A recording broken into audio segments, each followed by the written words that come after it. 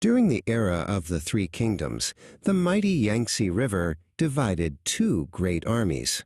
Zhuge Liang, a strategist known for his wisdom, was helping the southern forces. However, the southern commander, Zhou Yu, was secretly jealous of Zhuge Liang's fame. One morning, Zhou Yu set a trap. "We are out of arrows," he said.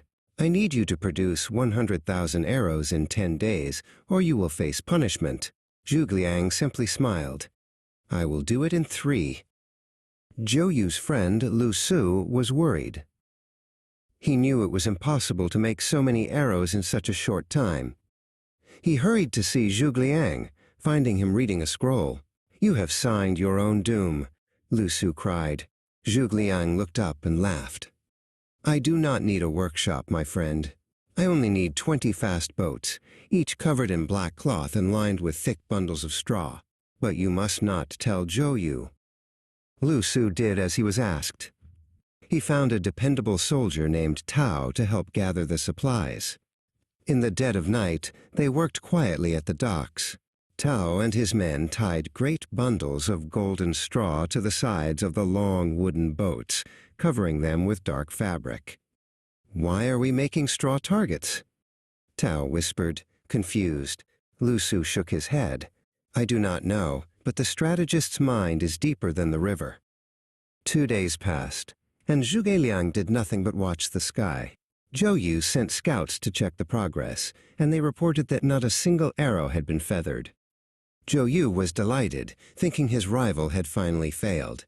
On the 3rd night, Lu Su visited again, his face pale with fear.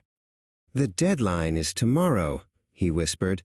Zhuge Liang looked at the thick clouds gathering above and smiled. "The time is finally right." In the middle of the night, a fog so thick it looked like white wool rolled over the Yangtze River. Zhuge Liang led Lu Su onto the lead boat. "Come," he said. "We are going to collect our arrows." They set sail, the 20 boats disappearing into the white mist. They crossed the river toward the camp of the northern general, Cao Cao, whose army was known for its thousands of archers. As they neared the enemy camp, Zhuge Liang gave a surprising order to Tao and the other men. "Beat the drums! Shout as loud as you can!" Tao grabbed his drumsticks and began a thunderous rhythm. The sound echoed through the fog, making it seem like a massive fleet was launching a surprise attack. Zhuge Liang sat down calmly, pouring a cup of tea for a trembling Lu Su. Across the water, General Cao Cao was woken by the shouting and drumming. He hurried to the shore with his aide, Sun. "The fog is too thick to see," Shun warned.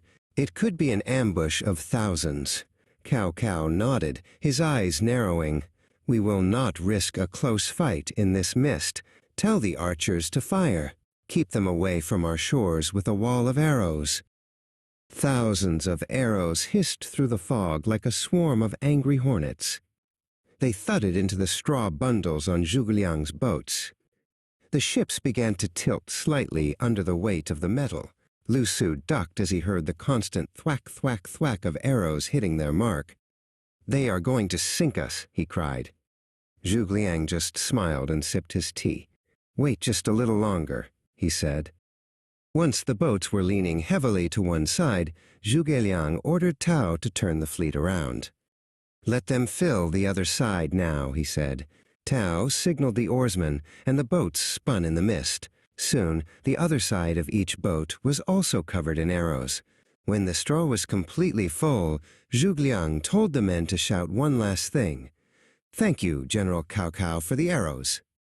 By the time the sun rose and the fog cleared, the northern archers realized they had been firing at shadows.